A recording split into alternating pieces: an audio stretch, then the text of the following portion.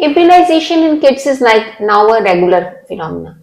Even in villages, people know that when a child is born, it has to be immunized. But some few patients have got certain questions regarding immunization when they come to me, and I have compiled those questions and given their answers in this vlog.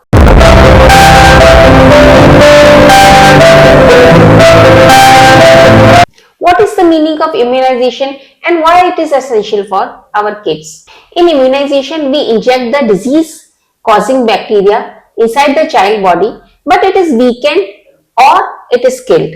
That means they have lost the power of causing disease. But once they enter the body, they produce antibodies. So, next time a child is exposed to the same bacteria or viruses, there is already antibody in the body and child doesn't get the disease. Are there any serious side effects of vaccine? After vaccination, child suffers from mild fever and mild pain at the site of injection, which can be taken care of by giving paracetamol drops to the child and cold fomentation. Serious side effects of vaccine are extremely rare, very rare, and it is much less than the complications that can occur by the disease if immunization is not given. Indian government also provides vaccines free of cost in their clinics, and private clinic also provide vaccinations at some cost, and there is some difference between the two vaccines. So which one should take? The Indian government provides a program called Universal Immunization Program, which covers the children, all Indian kids. More or less it covers all the fatal diseases. Pediatric clinic in India follow the vaccination schedule provided by Indian Academy of Pediatrics, which is the apical body of pediatricians in India. It keeps on publishing its guidelines from time to time and keeps on upgrading it.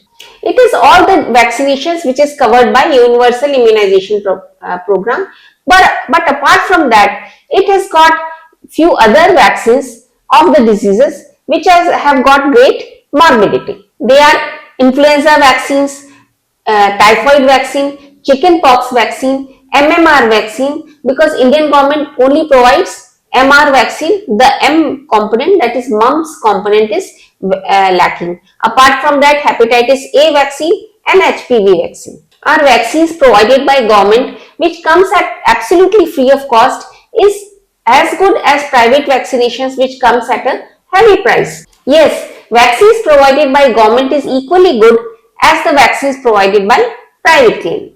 So what one should do? If one wants all the vaccines but wants to save some money also, get all the vaccines given by government free of cost, then visit the private clinic also and get your remaining vaccinations rescheduled by pediatricians there, and then maintain record of both the cards. What should be done if date of any vaccine is missed? As far as possible, get the vaccine immediately if the dose of the vaccine is missed. If long time has been missed, then visit the pediatrician's chamber and get the vaccination schedule rescheduled. If child is suffering from minor health problem like minor cold and cough, should we reschedule the vaccine or postpone the vaccine? There is no need to postpone the vaccine if child is suffering from minor cough or cold. So many vaccines are injected at once. Will they interact with each other or their potency will be lost? Our immune system is trained to tolerate many antigens at once, so there is no problem if we inject many vaccines together. And apart from that, all the vaccinations schedule, they undergo lot of rigorous trials before launching in the market or launching to the public. So we don't have to worry on that front. Can the child have autism because of MMR vaccine? Previously, there were some claims of child having autism because of MMR vaccine. After that, several rigorous trials have been conducted and it has been found there is no connection between MMR and autism.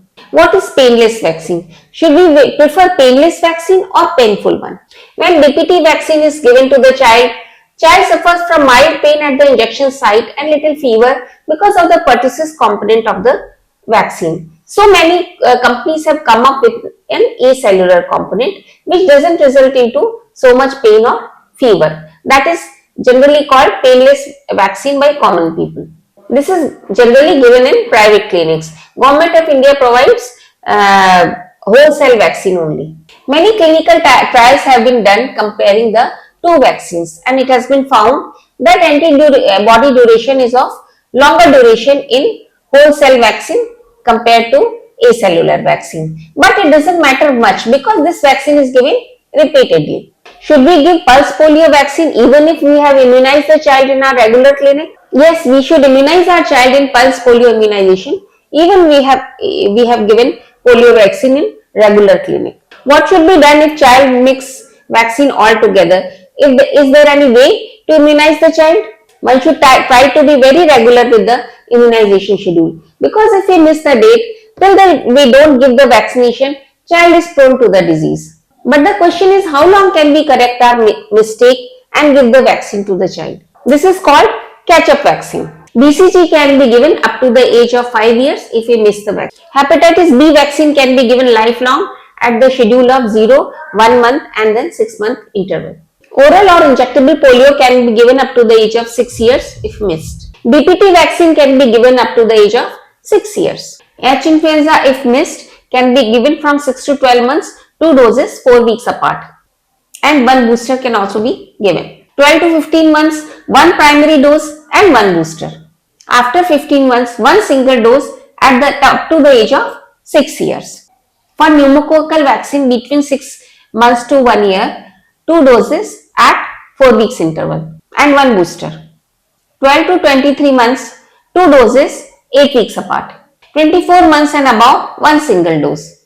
It can be given lifelong in immunocompromised individuals. In rotavirus vaccine, the maximum age for first dose is 14 weeks. The maximum age for final dose is 8 months. The interval between 2 doses should be 4 weeks. Catch-up immunization for MMR vaccine should be up to the age of 6 years. Minimum interval between 2 doses should be 4 weeks. If child has already been immunized by 1 vaccine, give 1 more vaccine. That's it. Chickenpox vaccination can be given lifelong if the child has not yet developed chickenpox, because infection with chickenpox provides lifelong immunity. Hepatitis A vaccine can be provided lifelong. If live vaccine, then single dose. If killed vaccine, then 2 doses 1 month apart. Typhoid vaccine can be given up to the age of 18 years in catch-up immunization schedule. If child has missed influenza vaccine, it can be given as a single dose after 9 years of age. But before 9 years of age, we need to give first 2 doses 1 month apart and every year 1 single dose. Japanese encephalitis, if missed, can be given as 2 doses 1 month apart up to the age of 14 years. So, I have told you all the information what as a parent I think you should need to know. If you like this video, kindly like, share and subscribe, and don't forget to press the bell icon. Thank you.